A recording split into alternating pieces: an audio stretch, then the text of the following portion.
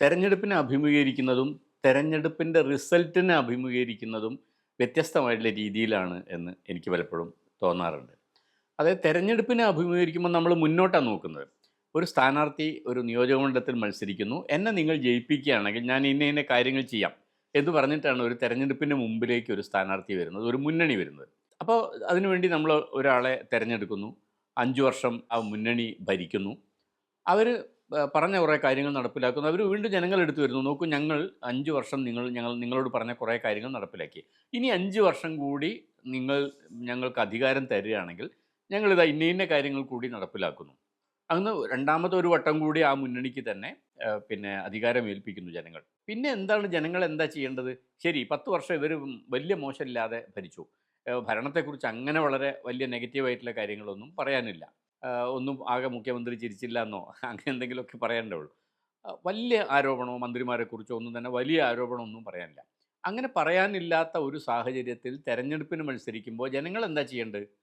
നിങ്ങൾക്ക് ഈ പണി അറിയാമെന്നുള്ളതുകൊണ്ട് നിങ്ങൾ തന്നെ ചെയ്താൽ മതി എന്നാണോ പറയേണ്ടത്? നിങ്ങളൊരു പണി ഏൽപ്പിച്ചു, നിങ്ങൾ 5 വർഷം ചെയ്തു, 10 വർഷം ചെയ്തു, എന്നാൽ പിന്നെ ഇനിയുള്ള കാലം മുഴുവൻ നിങ്ങൾ തന്നെ ചെയ്തോളൂ എന്ന് പറയുന്നത് ഒരു ജനാധിപത്യത്തിൻ്റെ രീതിയല്ല. സ്വാഭാവികമായിട്ടും അവരെന്ത് ചെയ്യും? വേറെ ഒരു മുന്നണി അവർക്ക് പരിഗണിക്കാം. അതാണ് ജനാധിപത്യം എന്ന് പറയുന്നത്. അതായത് ശരി ചെയ്യും എന്ന് ഉറപ്പുള്ള തീരുമാനത്തിൽ എല്ലായ്പ്പോഴും ഉറച്ചു നിൽക്കലല്ല, തെറ്റാണെങ്കിൽ പോലും ചിലപ്പോൾ നമുക്ക് പരീക്ഷിച്ച് നോക്കാനുള്ള ഒരു അവസരമാണ് ജനാധിപത്യം. അതുകൊണ്ട് കേരളത്തിൽ ഇപ്പം നടന്നിരിക്കുന്ന തെരഞ്ഞെടുപ്പിൽ ലെഫ്റ്റ് അല്ലെങ്കിൽ ഇടതുപക്ഷ ജനാധിപത്യ മുന്നണി പരാജയപ്പെട്ടത്, ഇടതുപക്ഷ ജനാധിപത്യ മുന്നണിക്ക് വലിയ എന്തോ തകരാറ് സംഭവിച്ചു. അതിൻ്റെ നേതാക്കന്മാരൊക്കെ തകർന്നുപോയി, പാർട്ടിയൊക്കെ തകർന്നുപോയി, ജനങ്ങൾ അവരെ തള്ളിക്കളഞ്ഞു, ആത്മഹത്യ ചെയ്യാൻ ഇനി അങ്ങനെ ഒരു തരത്തിലെത്തിയെന്ന് എനിക്ക് തോന്നുന്നില്ല. ഞാനതിനെ കാണുന്നത് ഭംഗിയായിട്ട് 10 വർഷം അവർ ഭരിച്ചു. വേറെ ഒരു ടീമിനെ ജനങ്ങൾ പരീക്ഷിക്കുന്നു. അതാണ് ഒന്നാമത്തെ കാര്യം. രണ്ടാമത്തെ ഒരു കാര്യം എന്താ വെച്ചാൽ, അതാണ് വളരെ പ്രധാനപ്പെട്ട കാര്യം. 10 വർഷം ഭരിച്ച ഇടതുപക്ഷ ജനാധിപത്യ മുന്നണി ഒരു സ്കെയിൽ അവിടെ മാർക്ക് ചെയ്തിട്ടാണ് പോയിരിക്കുന്നത്. നമ്മൾ ഈ ചാട്ടത്തിൻ്റെ മത്സരമൊക്കെ നടക്കുന്ന സമയത്ത് പലപ്പോഴും ഒരാൾ ചാടിക്കഴിഞ്ഞാൽ അവിടെ ഒരു സ്കെയിലുണ്ടാവും. അയാൾ ചാടി എത്തിയ ഒരു സ്കെയിലുണ്ടാവും. പിന്നീട് വരുന്ന ആൾക്ക് അതിനെ മറികടക്കേണ്ടിയിരിക്കുന്നു. അതൊരു വലിയ വെല്ലുവിളിയാണ്. അപ്പോൾ 10 വർഷം കേരളം ഭരിച്ച ഇടതുപക്ഷ ജനാധിപത്യ മുന്നണി 2 പ്രധാനപ്പെട്ട മേഖലകളിൽ, ഒന്ന് വികസനം തന്നെയാണ്. സംസ്ഥാനത്തിൻ്റെ പലതരത്തിലുള്ള വികസന പ്രവർത്തനങ്ങൾക്ക് നേതൃത്വം കൊടുത്തിട്ടുണ്ട്, മുന്നോട്ട് കൊണ്ടുപോയിട്ടുണ്ട്. രണ്ടാമത്തെ ഒരു കാര്യം, ജനക്ഷേമ പ്രവർത്തനങ്ങൾക്ക് മറ്റാരും ചെയ്യാത്ത, ഇടതുപക്ഷത്തിന് മാത്രം ചെയ്യാൻ പറ്റുന്ന തരത്തിൽ ജനക്ഷേമ പ്രവർത്തനങ്ങൾക്ക് ഊന്നൽ കൊടുത്തിട്ടുണ്ട്. അത് വിദ്യാഭ്യാസത്തിൻ്റെ കാര്യത്തിലാണെങ്കിലും, പൂട്ടിപ്പോകുന്ന സ്കൂളുകൾ മെച്ചപ്പെടുത്തുന്നതിലാണെങ്കിലും, ആശുപത്രിയുടെ കാര്യത്തിലാണെങ്കിലും, അല്ലെങ്കിൽ നമ്മുടെ പൊതു വിതരണ സമ്പ്രദായത്തിൻ്റെ കാര്യത്തിലാണ്, പല പല മേഖലകളിലായിട്ട് ജനക്ഷേമ പ്രവർത്തനങ്ങൾക്കൊരു വലിയ മാതൃക ഈ കഴിഞ്ഞ 10 വർഷം കൊണ്ട് ഇടതുപക്ഷ ജനാധിപത്യ മുന്നണി ഉണ്ടാക്കി വെച്ചിട്ടുണ്ട്. പുതിയ ഗവൺമെൻറ്റിന് അത് വലിയ വെല്ലുവിളിയാണ്. ഇപ്പോൾ നമ്മളെത്ര മനോഹരമായിട്ട് ചിരിച്ചാലും, എത്ര നാടകം കളിച്ചാലും അതിനൊക്കെ ഒരു പരിധിയുണ്ട്. 1 മാസം കഴിയുമ്പോൾ, 2 മാസം കഴിയുമ്പോൾ ജനങ്ങൾ ഈ നാടകമൊക്കെ മറക്കും.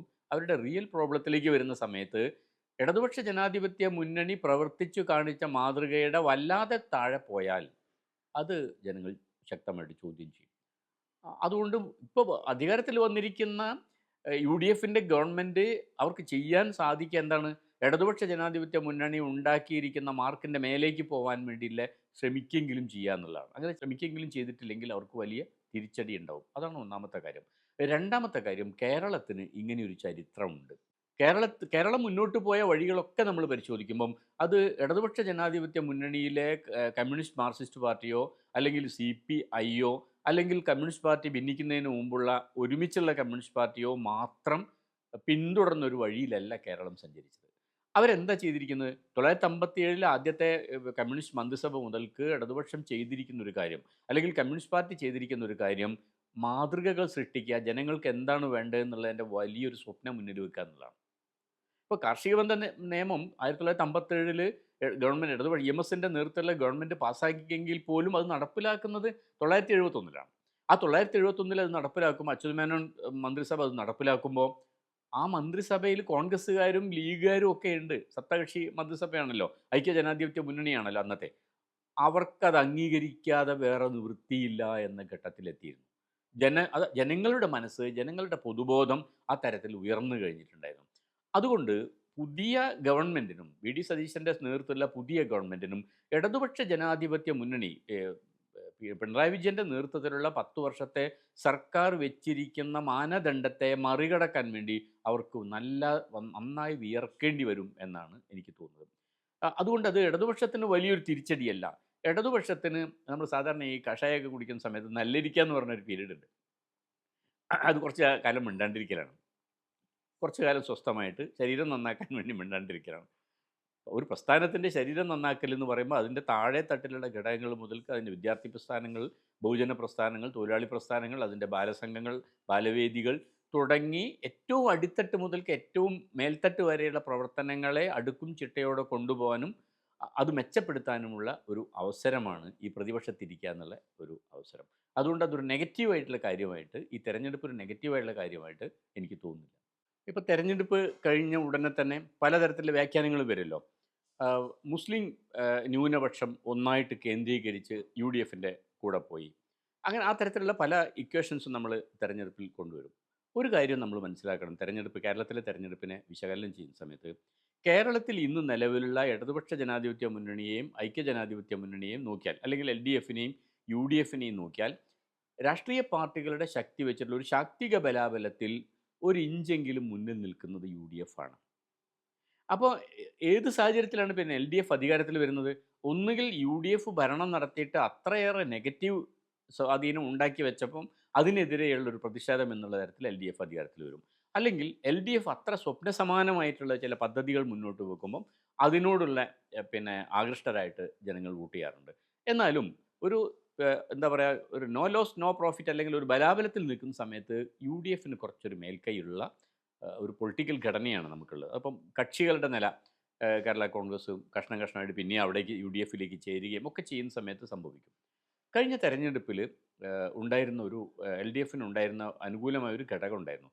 SIR അടക്കമുള്ള ഈ ഇന്ത്യയുടെ പല ഭാഗത്തും ഇത്തരത്തിലുള്ള ആളുകളെ വീണ്ടും രജിസ്റ്റർ ചെയ്യാനും അങ്ങനെ പിന്നെ ബംഗാളിൽ നിന്നാണെങ്കിലും ബീഹാറിൽ നിന്നാണെങ്കിലും അസമിൽ നിന്നാണെങ്കിലും ഒക്കെ മുസ്ലിംസിനെ പറഞ്ഞയക്കും എന്നുള്ളൊരു പ്രതീതി അതൊക്കെ വന്ന സമയത്ത് കേരളത്തിലെ മുസ്ലിം മൈനോറിറ്റിയുടെ ഉള്ളിൽ ഒരു പേടി, വല്ലാത്തൊരു പേടി ഉണ്ടായിരുന്നു. ആ പേടി സ്വാഭാവികമായിട്ടും ഇടതുപക്ഷത്തിന് അനുകൂലമായിട്ടുള്ളൊരു വോട്ടായിട്ട് മാറിയിട്ടുണ്ടാവും. ആ പേടി തന്നെ പിന്നീട് പാർലമെൻറ്റ് തെരഞ്ഞെടുപ്പിൽ വന്നപ്പോൾ കോൺഗ്രസിന് അനുകൂലമായിട്ട് മാറിയിട്ടുണ്ട്. കോൺഗ്രസിന് കൂടുതൽ സീറ്റ് കിട്ടുന്ന തരത്തിലും മാറിയിട്ടുണ്ട്. എന്താണെങ്കിലും ഈ കേരളത്തിലെ മുസ്ലിങ്ങൾ, കേരളത്തിലെ ഇപ്പം നമ്മൾ മലപ്പുറം ജില്ലയിൽ നിൽക്കുന്ന ഒരാൾ എന്നുള്ളക്ക്, അല്ലെങ്കിൽ കോഴിക്കോട് ജില്ലയിൽ വീടുള്ള ഒരാൾ എന്നുള്ളതിലേക്ക്, മലബാറിൻ്റെ ഒരു മനസ്സ് അറിയാവുന്ന ഒരാൾ എന്നുള്ളതിലേക്ക്, കേരളത്തിലെ മുസ്ലിങ്ങൾ അവർ കൃത്യമായി പള്ളിയിൽ പോകുന്നു, അവർ മതപരമായിട്ടുള്ള എല്ലാ ചടങ്ങിൽ പങ്കെടുക്കും, ചിലപ്പോൾ മതപരമായിട്ടുള്ള വേഷങ്ങൾ അവർ ധരിച്ചെന്ന് വരും, ദിവസത്തിൽ എല്ലാ പറഞ്ഞ സമയത്തൊക്കെ അവർ നിസ്കരിച്ചെന്ന് വരും. ഇതൊക്കെ ശരിയാണെങ്കിൽ പോലും അവർ വർഗീയമായിട്ട് ചിന്തിക്കുന്നവരാണെന്നോ അല്ലെങ്കിൽ അവർ മതനിരപേക്ഷതയ്ക്ക് എതിരായിട്ട് ചിന്തിക്കുന്നവരാണെന്നോ നമുക്ക് പറയാൻ കഴിയില്ല. ഏറ്റവും സെക്യുലർ ആയിട്ടുള്ള ഒരു സമീപനം എടുക്കുന്ന ആൾക്കാരാണ് കേരളത്തിലെ മുസ്ലിങ്ങൾ എന്നാണ് എൻ്റെ ഒരു തോന്നൽ. അതുകൊണ്ട് മുസ്ലിങ്ങൾ മനുഷ്യരാണല്ലോ അവർ. അവർക്ക് ചില പ്രശ്നങ്ങൾ ഉണ്ടാകുമ്പോൾ അവർ ഒരു പക്ഷത്തോ മറുപക്ഷത്തോ അവർക്ക് കേന്ദ്രീകരിക്കാം. നമുക്ക് അനുകൂലമായിട്ടുള്ള പക്ഷത്ത് കേന്ദ്രീകരിക്കുമ്പോഴൊക്കെ അവർ സെക്യുലർ ആവുകയും നമുക്ക് എതിരായിട്ടുള്ള പക്ഷത്ത് കേന്ദ്രീകരിക്കുന്ന സമയത്തൊക്കെ അവർ വർഗീയവാദികളാവുകയും ചെയ്യുന്നു എന്ന് പറയുന്നത് അതൊരു ശരിയായ ഒരു രാഷ്ട്രീയ വിശകലനമായിട്ട് എനിക്ക് തോന്നുന്നില്ല. ഇപ്പോൾ കേരളത്തിൽ നടന്ന ഈ ഒരു ED റെയ്ഡുമായി ബന്ധപ്പെട്ട് വലിയ വിവാദങ്ങൾ ഉണ്ടാകുന്നുണ്ട്. ED ഉപയോഗിച്ച് BJP പലപ്പോഴും ചെയ്യുന്നത് പ്രതിപക്ഷ പാർട്ടികളെ ദുർബലരാക്കാൻ ശ്രമം നടത്തുകയാണ്. അതിനെ ജനകീയമായി തന്നെ എതിർക്കണമെന്നാണ് ഒരു വാദഗതി. ഇതിനെ മാഷ് എങ്ങനെയാണ് നോക്കി കാണുന്നത്? ഇന്ത്യയുടെ ഒരു രാഷ്ട്രീയ സാഹചര്യത്തിൽ സജീവമായിട്ട് പഠിക്കുകയും മനസ്സിലാക്കുകയും ചെയ്യുന്ന ഒരാളെ സംബന്ധിച്ചിടത്തോളം എൻഫോഴ്സ്മെൻറ്റ് ഡയറക്ടറേറ്റ് എന്ന് പറയുന്ന ഒരു സ്ഥാപനത്തെ ഒരു വിശ്വസിക്കാൻ കൊള്ളാവുന്ന സ്ഥാപനമായിട്ട് കാണാൻ പറ്റില്ല. അതുകൊണ്ട് എന്നെ സംബന്ധിച്ചിടത്തോളം ED യഥാർത്ഥത്തിലുള്ളൊരു പ്രതിയെ പിടിക്കാൻ വേണ്ടിയിട്ട് റെയ്ഡ് നടത്തുന്നു എന്ന് പറഞ്ഞാൽ പോലും അതിലെന്തോ കള്ളത്തരം ഉണ്ടെന്നേ ഞാൻ വിശ്വസിക്കുകയുള്ളൂ. ഇന്ത്യയിലെ സാധാരണ ആളുകൾ അങ്ങനെ വിശ്വസിക്കുകയുള്ളൂ. അതിന് കാരണം എന്താണെന്ന് വെച്ചാൽ ED ഇതേവരെ BJP ഗവൺമെൻറ് രണ്ടാം ഘട്ട അധികാരത്തിൽ വന്നതിന് ശേഷം എടുത്തിട്ടുള്ള എല്ലാ കേസുകളും രാഷ്ട്രീയമായിട്ടുള്ള പകപോക്കലിന് വേണ്ടിയിട്ടുള്ള കേസുകളാണ്. ഇപ്പോൾ നമ്മളിപ്പോൾ 50 പേരെ ശിക്ഷിക്കാൻ വേണ്ടി കേസ് ചാർജ് ചെയ്യുമ്പോൾ ഒരു 100 ആളെ വിളിച്ചന്വേഷിക്കുന്നു, അല്ലെങ്കിൽ 150, 200 ആളുകളൊക്കെ വിളിച്ചന്വേഷിക്കുകയും റെയ്ഡ് നടത്തുകയും ചെയ്യുന്നത് നമുക്ക് മനസ്സിലാക്കാം. 6000-ലധികം ആളുകളെ വിളിച്ച് റെയ്ഡ് നടത്തിയിട്ട് 5550 പേര് അല്ലെ 5950 പേരും കുറ്റക്കാരല്ല എന്ന് കണ്ട് വെറുതെ വിടുകയും 50 പേരെ മാത്രം കേസ് പ്രൊസീഡ് ചെയ്യുന്ന ഒരു ഏജൻസിയെ നമ്മളെങ്ങനെയാണ് വിശ്വാസത്തിലെടുക്കുക? അപ്പോൾ ഞാനിപ്പോൾ വ്യക്തിപരമായിട്ട് പറയുമ്പം ഈ പിണറായി വിജയൻ്റെയോ അല്ലെങ്കിൽ ഇടതുപക്ഷത്തിലെ ഏതെങ്കിലും നേതാക്കന്മാർക്കോ എതിരായിട്ടുള്ള EDയിലോ അന്വേഷണം വരുമ്പോൾ നമ്മളതിൻ്റെ കേസിൻ്റെ മെറിറ്റിലേക്ക് പോകേണ്ട കാര്യമുണ്ടെന്ന് എനിക്ക് തോന്നുന്നില്ല. കാരണം നമ്മൾ അത്ര സ്റ്റഡീഡ് അല്ല അതിനെ പറ്റിയിട്ട്. ഞാനത് പോകുന്നുമില്ല.